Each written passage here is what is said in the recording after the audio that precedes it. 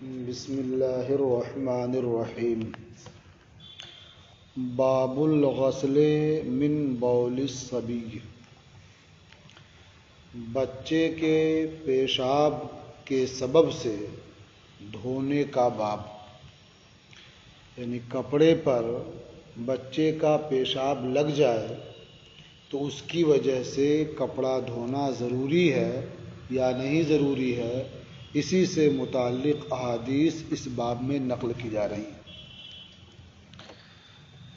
بچہ کھانا کھاتا ہو تو اس بارے میں سب کا اتفاق ہے کہ اس کا پیشاب ناپاک ہے، اسی طرح سے جس طرح سے اس کے باپ کا پیشاب ناپاک ہے۔ لیکن بچہ کھانا نہ کھاتا ہو تو اس کے پیشاب کے بارے میں اختلاف ہے۔ ابو داؤد ظاہری کہتے ہیں کہ بچے کا پیشاب جو کھانا نہ کھاتا ہو وہ پاک ہے، اور امام اعظم ابو حنیفہ رحمۃ اللہ تعالی علیہ فرماتے ہیں کہ بچہ ہو یا بچی، کھانا کھاتا ہو یا نہ کھاتا ہو، بہر صورت پیشاب ناپاک ہے، کپڑے میں لگ جائے گا تو اسے دھلنا پڑے گا۔ سمجھ رہے نا؟ امام اوزاعی فرماتے ہیں کہ اگر بچہ ہے تو ایسی صورت میں وہ پیشاب کر دے تو اس میں کوئی حرج نہیں ہے، لیکن بچی ہے جو کھانا نہیں کھاتی ہے، دودھ پیتی ہے، وہ پیشاب کر دے تو دھلنا پڑے گا۔ یعنی بچہ اور بچی کے پیشاب میں فرق ہوا۔ اور امام شافعی رحمۃ اللہ تعالی علیہ فرماتے ہیں، یعنی ان کا ایک قول ہے کہ اگر بچہ کھانا نہیں کھاتا ہے، دودھ پیتا ہے اور پیشاب کر دے تو کوئی بات نہیں، ایک قول ہے۔ دوسرا قول یہ ہے کہ بچہ پیشاب کر دے تو اس پر پانی چھڑک دیا جائے گا، اور بچی پیشاب کر دے تو اسے دھلا جائے گا۔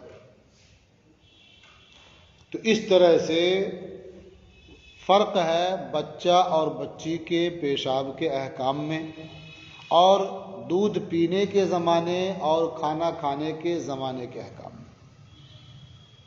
سمجھ آ رہی ہے؟ صرف بچہ ہونا کافی نہیں ہے، بچہ ہے کھانا شروع کر چکا ہے تو چھوٹا ہو کہ بڑا ہو، بچی ہو یا بچہ ہو، سب کے نزدیک پیشاب ناپاک ہے، کہیں لگ جائے گا تو دھلنا پڑے گا۔ لیکن دودھ پینے کا زمانہ ہو، کھانا نہ کھا رہے ہوں، تو ایسی صورت میں بچہ اور بچی کے پیشاب میں فرق کیا ہے بعض فقہا نے، جیسا کہ آپ نے سن لیا۔ ٹھیک ہے؟ اچھا،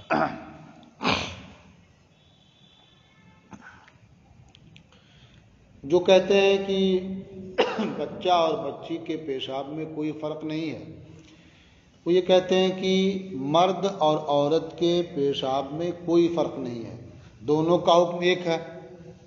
تو بچہ اور بچی، ان دونوں کے بارے میں بھی عقل یہی کہتی ہے کہ ان کے پیشاب میں بھی کوئی فرق نہ ہو، دونوں کا حکم ایک ہی ہو۔ جو کہتے ہیں نہیں بچہ اور بچی کے پیشاب میں فرق ہے، وہ کہتے ہیں کہ آثار مختلف وارد ہیں، بچے کے پیشاب کے تعلق سے اور بچی کے پیشاب کے تعلق سے آثار مختلف وارد ہیں، تو لگتا ہے کہ فرق ہونا چاہیے دونوں میں۔ تو جن کے ہاں کوئی فرق نہیں ہے وہ کہتے ہیں جو آثار اس قسم کے وارد ہیں جس سے فرق سمجھ میں آتا ہے، وہ آثار قوی نہیں ہیں، یا ان آثار کی وضاحت کی گئی ہے اور اس کی تشریح کی گئی ہے جس سے یہ معلوم ہو جاتا ہے کہ وہ فرق یہاں نہیں ہے، صرف کلمات کا فرق ہے، الفاظ کا فرق ہے۔ دیکھیے، اخبرنا مالک حدثنا الزہری عن عبید اللہ ابن عبد اللہ، ہمیں خبر دی مالک نے، ہم سے حدیث بیان کی زہری نے، وہ روایت کرتے ہیں عبید اللہ ابن عبد اللہ سے، ان ام قیس بنت محسن، اور وہ روایت کرتے ہیں ام قیس بنت محسن سے، انہا جاءت بابن لہا صغیر لم یأکل الطعام الی رسول اللہ صلی اللہ علیہ وسلم، کہ وہ اپنے چھوٹے بیٹے کو جو کھانا نہیں کھاتا تھا اللہ کے رسول صلی اللہ علیہ وسلم کے پاس لے کر آئیں۔ فوضعہ النبی صلی اللہ علیہ وسلم فی حجرہ، یہ ہا پر زبر یہ زیادہ مشہور ہے اور ضمہ بھی پڑھ سکتے ہیں، تو سامنے لکھا ہوگا آپ کے نا بفتح الحاء علی الاشہر، تو فی حجرہ یہ زیادہ مشہور ہوا، اور ہا پر پیش پڑھیں تو یہ بھی پڑھ سکتے ہیں۔ تو نبی کریم صلی اللہ تعالی علیہ وسلم نے اس بچے کو اپنی گود میں رکھ لیا، فبال علی ثوبہ، تو اس بچے نے حضور کے کپڑے پر پیشاب کر دیا۔ بچوں کی عادت ہی ہوتی ہے، وقت ہو گیا انہیں دیکھ کہاں ہیں وہ، انہیں پیشاب کی ضرورت ہوئی، جہاں بھی ہیں کر دیا۔ فدعا بماء، تو سرکار نے پانی طلب کیا، پانی منگایا، فنضح علیہ، تو اس کپڑے پر پانی چھڑک دیا، ولم یغسلہ، اور اسے نہیں دھلا۔ تو اس حدیث سے کیا معلوم ہوتا ہے کہ بچہ جو کھانا نہیں کھاتا ہے، دودھ پیتا ہے، وہ اگر کپڑے پر پیشاب کر دے تو پانی کا چھینٹا مار دیں، یہ کافی ہے، دھلنے کی ضرورت نہیں ہے۔ یہ نہ معلوم ہوا۔ اور اپنا مذہب کیا بیان کیا گیا کہ دھلنا پڑے گا، چاہے وہ کھانا کھاتا ہو اور چاہے نہ کھاتا ہو، اور بچہ ہو یا بچی ہو۔ تو پھر اس کا جواب کیا ہوگا؟ دیکھیے، اس کا جواب یہ ہے کہ نضحا ینضحو کا معنی چھینٹا مارنا بھی ہوتا ہے، چھڑکنا بھی ہوتا ہے، اسی طرح سے اس کا معنی دھلنا بھی ہوتا ہے۔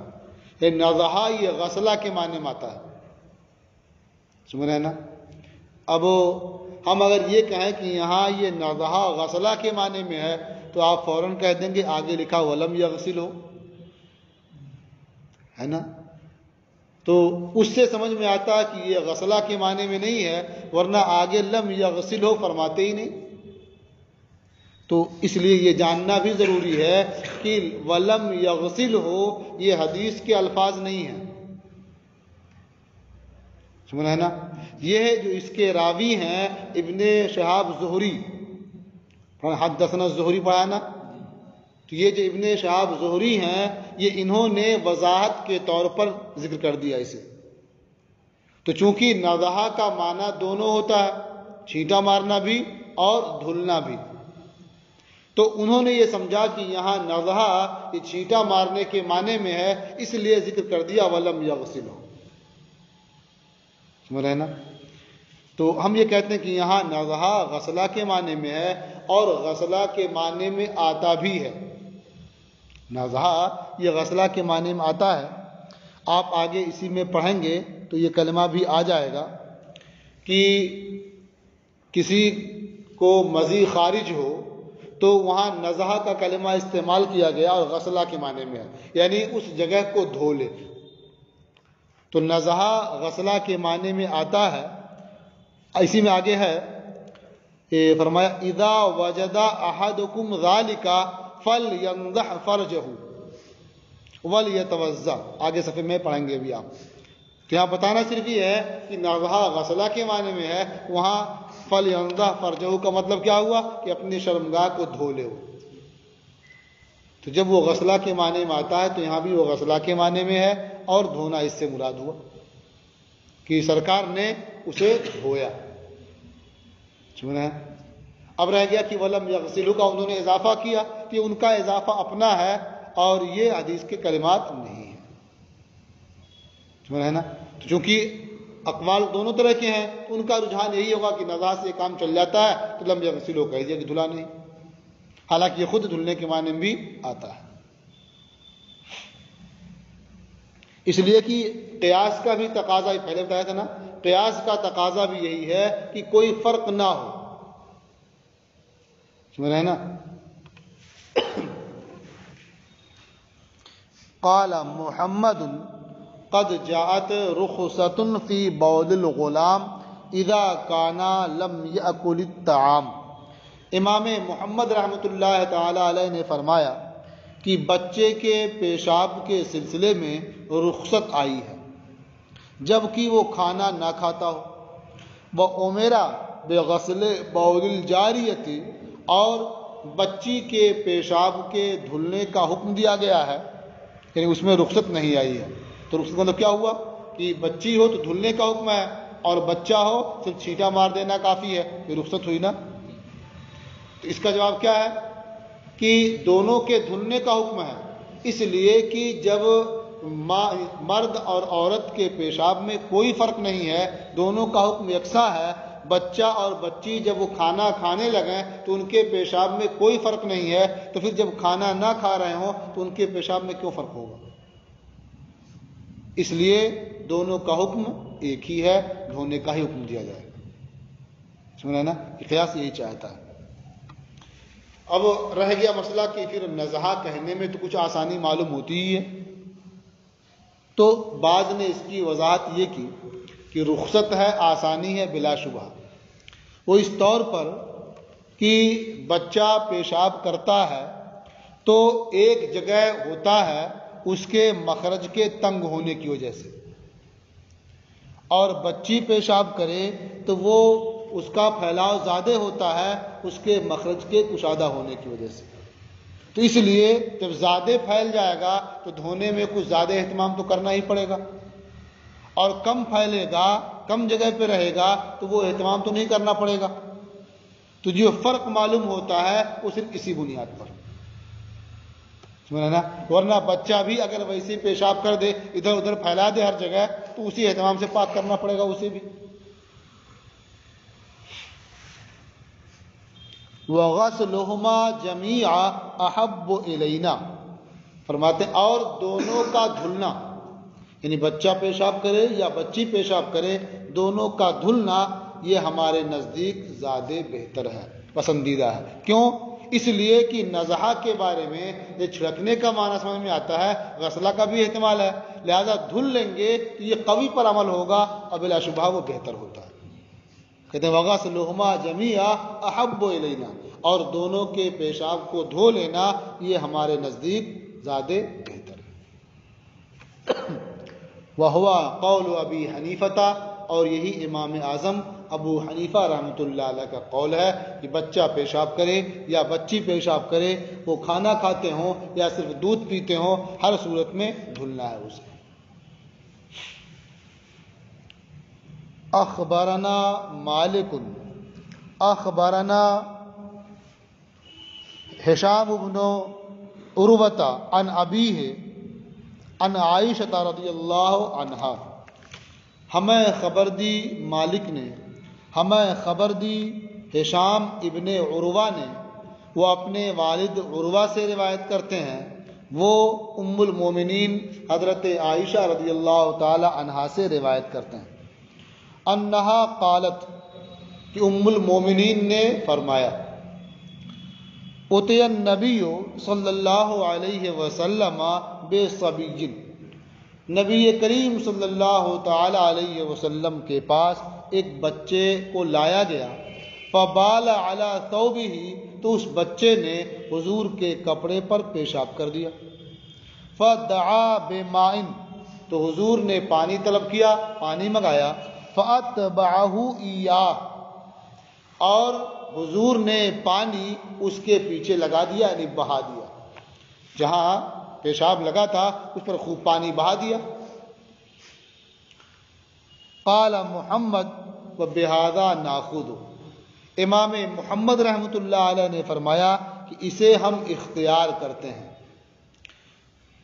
تتبعہ ایاہ غسلا، یعنی آپ پانی پیشاب کے پیچھے بہا دیں دھلنے میں، یعنی جب دھلنا ہو تو اس اچھی طرح سے دھلیں، پانی اس کے پیچھے بہتا جائے، جب پانی بہہ جائے گا تو پاک ہو جائے گا وہ، حتی تنقیہ، یہاں تک کہ تم اسے ستھرا کر دو، ایسا نہیں خالی پانی چھڑک دیا تو کافی ہو گیا، بلکہ پانی اس پر گراتے جاؤ کہ پانی بہہ جائے یہاں تک کہ تم اسے خوب ستھرا کر دو۔ وہو قول ابی حنیفہ رحمہ اللہ، اور یہ امام اعظم ابو حنیفہ رحمۃ اللہ علیہ کا قول ہے، یعنی جہاں پیشاب کر دیا ہے اس پر پانی بہاؤ، اس کے پیچھے پانی بہاتے رہو یہاں تک کہ تم اسے خوب ستھرا کر دو، صاف کر دو۔ تو اس سے معلوم ہوا کہ دھلنا یہ ضروری ہے، چاہے وہ بچہ ہو یا بچی ہو۔ اب اس کے پیچھے پانی لگا دیا، یعنی پانی بہا دیا، دھلنے ہی کے معنی میں ہوا یہ ایک باب ختم ہو گیا آپ کا۔ باب الوضوء من المذی، مذی کے سبب سے وضو کا باب۔ یہ جو پانی مرد کے پیشاب کے راستے باہر آتا ہے اس کی مختلف صورتیں ہوتی ہیں۔ مثلا ایک صورت تو پیشاب کی ہے جو بہت معروف ہے اور بہت وقوع ہوتا ہے اس کا۔ کبھی دیکھتے ہوں گے کہ پیشاب کے بعد کچھ گاڑھا پانی ٹپکتا ہے، تو اس کا دوسرا نام پیشاب نہیں ہے، اس کا دوسرا نام ہے، اسے ودی کہتے ہیں، سمجھ رہے نا۔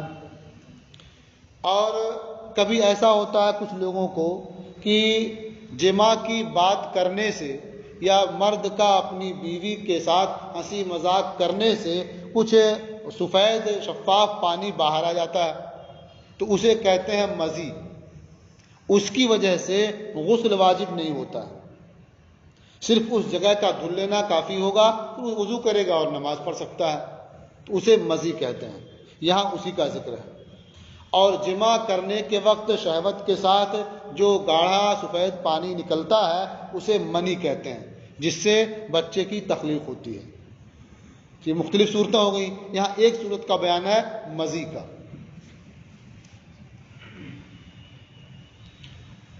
اخبرنا مالک اخبرنی سالم ابو النضر مولا عمر بن عبید بن معمر التیمی عن سلیمان بن یسار عن المقداد بن الاسود۔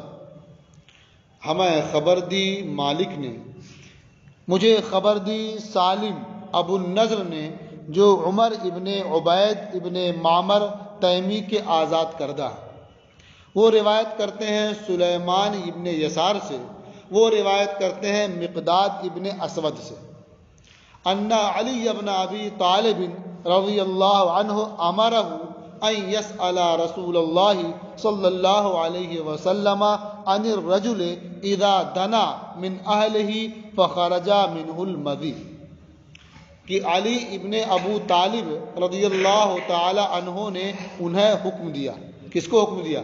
مقداد ابن اسود کو۔ حضرت علی نے مقداد ابن اسود سے کہا کہ وہ اللہ کے رسول صلی اللہ تعالی علیہ وسلم سے پوچھیں عن الرجل، اس مرد کے بارے میں۔ کس مرد کے بارے میں؟ کہ اذا دنا من اہلہ، کہ جو مرد اپنی بیوی سے قریب ہوتا ہے فخرج منہ المذی، تو اس سے مذی کا خروج ہو جاتا ہے۔ ماذا علیہ، اس پر کیا ہے، یعنی جماع کرنے سے پہلے اس کے ساتھ باتیں کرنے سے، پیار محبت کی، اس سے پانی کا خروج ہو جاتا ہے، اسے مذی کہتے ہیں۔ تو اب کیا اس پر حکم ہوگا؟ کیا غسل کرنا پڑے گا یا وضو کرنا پڑے گا یا کچھ بھی نہیں؟ ماذا علیہ، اس پر کیا ہے؟ اب ایک شبہ یہ ہو رہا تھا کہ یہ دین کی بات تھی، مسئلہ تھا، تو خود کیوں نہیں پوچھ لیا؟ ان سے کہا کہ پوچھ کے بتاؤ مجھے، تو اس شبہ کا ازالہ کر رہا ہے کہ میں خود کیوں نہیں پوچھ رہا ہوں۔ کہتے ہیں فَإِنَّ عِنْدِي ابْنَتَهُ، کیونکہ میرے نکاح میں حضور کی بیٹی فاطمہ ہے، اور اس میں بیوی کے پاس جانے کا ذکر ہے، تو اس لیے مجھے یہ مسئلہ حضور سے پوچھنے میں شرم آ رہی ہے، اس لیے تم پوچھ لو کہ اگر کوئی آدمی ایسا ہو تو اس کے بارے میں کیا ہو۔ فرمایا فَإِنَّ عِنْدِي ابْنَتَهُ، کیونکہ میرے نکاح میں ان کی صاحبزادی ہیں، وَأَنَا أَسْتَحْيِي أَنْ أَسْأَلَهُ، اور مجھے حیا آ رہی ہے کہ میں حضور سے یہ مسئلہ دریافت کروں۔ فقال المقداد، تو مقداد ابن اسود نے بتایا، فسألته، تو میں نے حضور سے پوچھا یہ مسئلہ، فقال، تو حضور نے ارشاد فرمایا، اذا وجد احدکم ذالک، جب تم میں سے کوئی یہ صورت پائے، یعنی کسی کے لیے مزی کا خروج ہو جائے، فَلْيَنْضَحْ فَرْجَهُ، دیکھیں نضح کا لفظ یہاں بھی ہے، سینے کی مزی نکل جائے چھینٹا مار دو اور پھیل جائے، بلکہ کیا کہا؟ فَلْيَنْضَحْ فَرْجَهُ، تو اپنی شرمگاہ کو دھو لے، جہاں بھی وہ پانی لگا جہاں پہنچا اسے دھو لے، وَلْيَتَوَضَّأْ وُضُوءَهُ لِلصَّلَاةِ، اور نماز کے لیے وضو کرنے کی طرح سے وضو کرے، جیسے پیشاب کرتا ہے تو اس جگہ کو دھل لیتا ہے اور اس کے بعد وضو کر کے نماز پڑھ لیتا ہے، اسی طرح سے مزی کا خروج ہو جائے تو اس جگہ کو دھو لے اور وضو کر کے نماز پڑھے۔ اخبرنا مالک اخبرنی زید بن اسلم عن ابی، ہمیں خبر دی مالک نے، مجھے خبر دی زید ابن اسلم نے، وہ اپنے والد سے روایت کرتے ہیں، ان عمر بن الخطاب رضی اللہ عنہ قال، کہ حضرت عمر ابن خطاب رضی اللہ تعالی عنہ نے فرمایا، انی لأجدہ یتحدر منی مثل الخریزہ، انہوں نے فرمایا کہ میں اسے یعنی مزی کو پاتا ہوں اس حال میں کہ وہ مجھ سے موتی کی طرح سے ٹپکتی ہے، یعنی جو کہ وہ پانی گاڑھا ہوتا ہے تو پیشاب کی طرح سے سرعت سے نہیں آتا، تو ایک ایک قطرہ ٹپکتا ہے، تو فرمایا کہ مجھ سے موتی کی طرح سے وہ ٹپکتا ہے۔ فَإِذَا وَجَدَ أَحَدُكُمْ ذَلِكَ، تو جب تم میں سے کوئی اسے پائے یعنی مزی کا خروج ہو جائے، فَلْيَغْسِلْ فَرْجَهُ وَلْيَتَوَضَّأْ وُضُوءَهُ لِلصَّلَاةِ، تو وہ اپنی شرمگاہ دھو لے اور نماز کے لیے وضو کرنے کی طرح سے وضو کر لے۔ دیکھیں یہاں فَلْيَغْسِلْ ہے نا، وہاں فَلْيَنْضَحْ تھا، سمجھ میں آ گیا فَلْيَنْضَحْ فَلْيَغْسِلْ کے معنی میں ہے، تو نضحہ یا غسلہ کے معنی میں بھی آتا ہے۔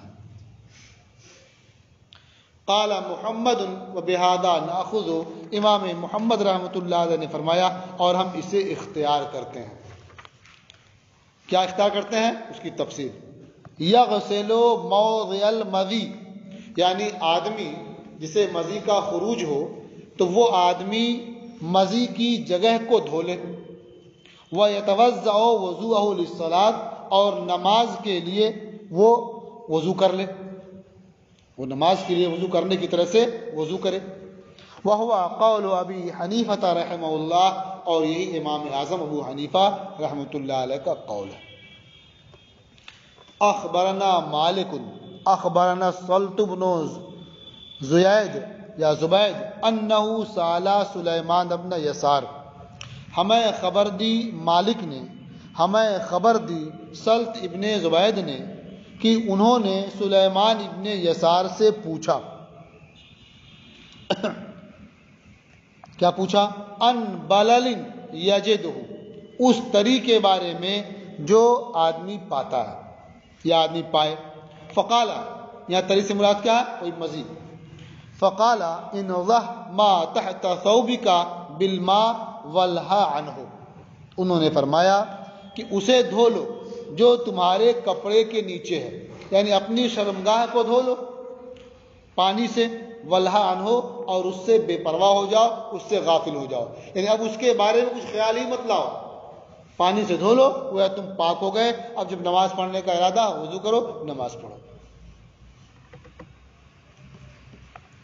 قال محمد وبہذا ناخذ، امام محمد رحمۃ اللہ علیہ نے فرمایا کہ اسے ہم اختیار کرتے ہیں، اذا کثر ذلک من الانسان، جب یہ چیز یعنی مزی کا خروج انسان سے زیادہ ہونے لگے، وادخل الشیطان علیہ فیہ شک، اور شیطان اس پر اس بارے میں شک داخل کرے، تو پھر کیا کرے؟ وہ شرمگاہ کو دھو لے اور غافل ہو جائے۔ وہو قول ابی حنیفہ رحمہ اللہ، اور وہ امام اعظم ابو حنیفہ رحمۃ اللہ علیہ کا قول ہے۔ پیشاب کے بارے میں بھی اس طرح کی بات کہی گئی ہے۔ کبھی ایسا ہوتا ہے کہ آدمی پیشاب کرتا ہے اور دھل کر کے آ جاتا ہے، پھر اس کو لگتا ہے کہ ایک دو قطرہ پھر آ گیا، اور اس کے چکر میں وہ پڑتا ہے تو کبھی اس کو اطمینان نہیں ہوتا ہے کہ میں نے دھل لیا اور اس کا قطرہ نہیں آیا۔ تو جس کو اس طرح سے کثرت سے شبہ ہونے لگا ہو تو اس کے لیے حکم یہ ہے کہ وہ پانی سے دھل لے آرام سے، اور اس کے بعد جو پاجامہ پہنا ہے یا جو بھی کپڑا پہنا ہے اس پر بھی پانی کا چھینٹا مار لے اور اس کے بعد بے پرواہ ہو جائے. اس لیے کہ اب شیطان دل میں ڈالے گا کہ ہو سکتا ہے ایک آدھ دو قطرہ اور آ گیا, سوچے گا نہیں جو میں نے چھینٹا مارا وہی ہے, تو شیطان کے وسوسے سے وہ محفوظ ہو جائے گا. سمجھا ہے نا؟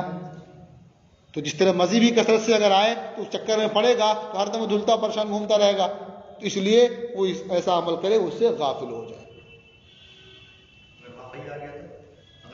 تو پھر دھلے.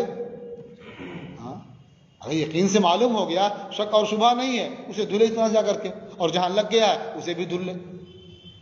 یہ تو صورت ہے نا شیطان اس کے بارے میں اس پر شک پیدا کر رہا ہو, تو اس سے بچنے کی صورت یہی ہے کہ دھل کے اطمینان سے چھینٹا وغیرہ مار لے. اب ایک خیال آئے گا نا کہ شاید ہو گیا ہو, کہ شاید جو چھینٹا مارا تھا وہی والا ہوگا, یہ تو مطمئن ہو جائے گا نا وہ. یہ باب بھی ختم ہوا اور آپ کا سبق بھی مکمل ہوا آج کا.